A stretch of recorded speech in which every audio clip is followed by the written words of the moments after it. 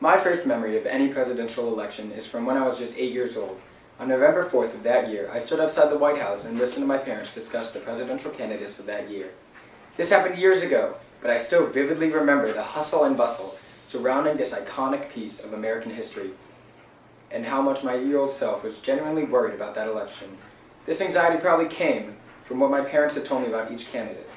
I was too young to form my own opinions, but it's still my first memory of any presidential election.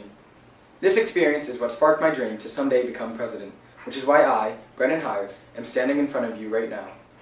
It has been my dream to run for president since I was just 8 years old. That experience outside the White House helped me figure out what I wanted to do with the rest of my life from a very young age. I'm running for president today because I want our country to finally realize its full potential. I am running for president because I want the Jesus Christ. I'm just going to start it again because it's like still on the first page. I have to raise this up. Can you like still see my face?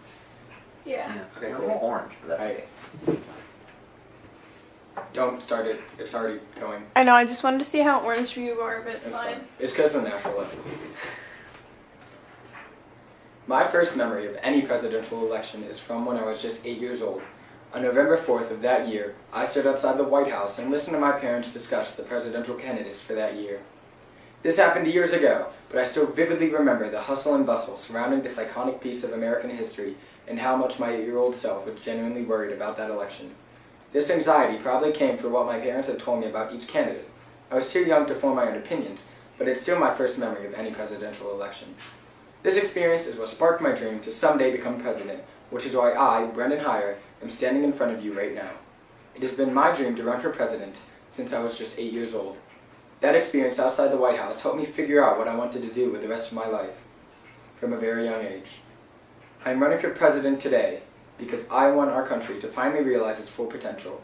I am running for president because I want the ability to bring the much needed change into this world. I am running for president because I believe that I can do all those things and more for our country.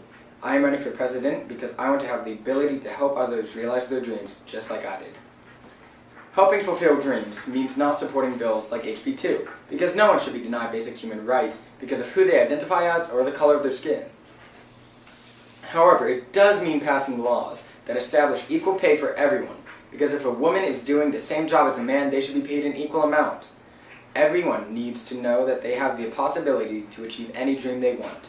No one should be discriminated against because of the color of their skin, sexual orientation, or who they identify as. To do this, America needs to work together. We need to become one. We need to present ourselves as a united front, just as we did back in 1776. Yes, there is action in the streets. People are bleeding and fighting.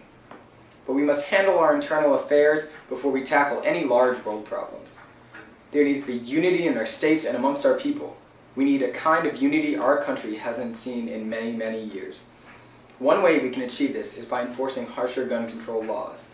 I believe that there needs to be background checks before anyone can ever think about purchasing a gun, and fully automatic firearms should not be available for the public to purchase in any situation.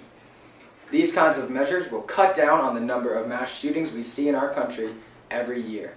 Taking measures like this would provide a new sense of security and welcomeness to our country, and a form of unity that will not only unite this generation, but generations to come. We not only need to unite this country for future generations, but we also need to start thinking about what kind of world we want our children to grow up in. We need to start thinking about what kind of planet we're leaving for our children. If we don't take preventative measures now, our children will be forever worried about the state of their world. We need to take care of our environment now so they don't have to worry about it in the future. We must realize that global warming is happening. We must accept that and move to find ways to save our planet. We must plant more trees, stop polluting our oceans, and realizing that our actions have repercussions. And we are not the only ones that will do this. You see, for countries and people around the world, America is that big brother or big sister that people look to for guidance. When we do something about global warming, and we most certainly will, other countries will follow in our footsteps as we lead them on a path to cure ourselves of the sickness we have caused this planet. While we are helping other countries limit global warming, this does not mean our borders are wide open for anyone to freely enter. I believe that the immigration policies we have in place need to be changed.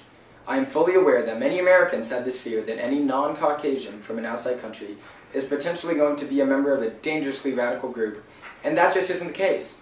I will make sure that any person we grant the opportunity to live in our great country lives safely and securely, not only for our safety, but for their own as well. These people come from countries that are unsafe to live in, often due to internal and external wars. I will do the absolute best that I can to make sure that disagreements or wars with other nations are not initiated unless it is 100% necessary. Any country that respects the United States can expect the same, if not more, respect back.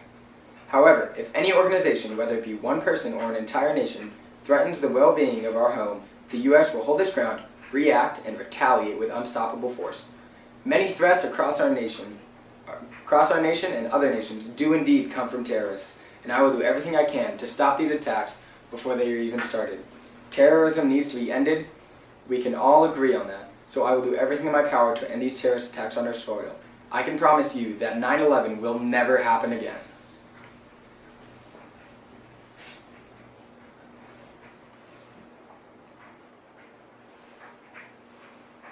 Many people believe that money or power is how we secure our future in this world. What they don't realize is that it is our children. Our children will live out our legacy. Our children will have to deal with whatever problems we cause. Our children are our future. And the way we secure our future is by educating children to give them the proper skills needed to fare well in this world. We educate them while they are still under 18 for free, but charge families insanely high amounts for children to continue their education after high school. The main reason many people do not go to a good college or even continue their education after high school is simply due to a high tuition. It is my belief that colleges should be made more affordable and people should be admitted based on their academic prowess, not their financial situation. In addition to making college tuition cheaper, if I am elected, I will shorten school days. Now that sounds great and all, but there is a catch. This means that there would, in turn, be more school days in the year. Each year, students are required 1,000 hours of education, so if the days are shortened, the school year must be longer. Now, this will allow students to arrive at school better rested, stomachs full with a hearty breakfast, and ready to learn.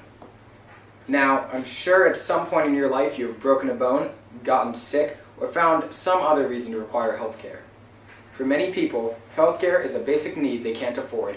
The poor and the homeless, the unemployed and the foreign, the young and the old. People fitting all of these descriptions are suffering from a lack of health care. When they get severely sick, they can't hop in a car and run to a hospital. No, they sit at home with a bowl of soup and wait for it to pass. It is my belief that this should not be the world we live in. A world where only those with money get health care.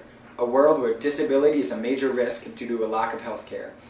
A world where people die every day because of illnesses that could have been prevented or cured. This should not be our world.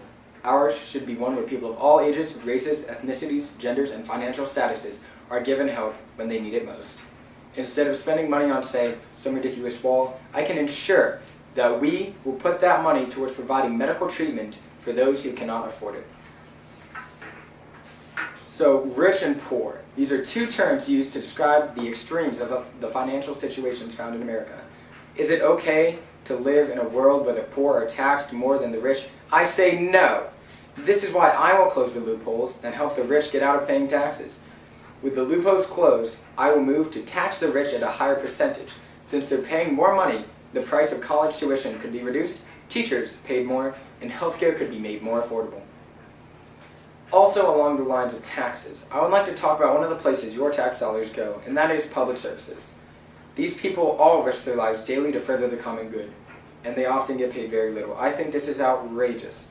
These people put their lives on the line so our children and our families are safe. The safeties of our friends and family should be worth more than $35,000 a year. We need these public servants to protect this country now and preserve it for future generations. Future generations that are currently being taught in schools by teachers who are paid far too little. Teachers help to shape, change, and mold the future in ways most other people cannot. They hold the future of this country in the palm of their severely underpaid hands. If holding the future in the palm of your hand doesn't constitute a raise, then I don't know what does. If I am elected, I will pay public servants more money to ensure our future as a country.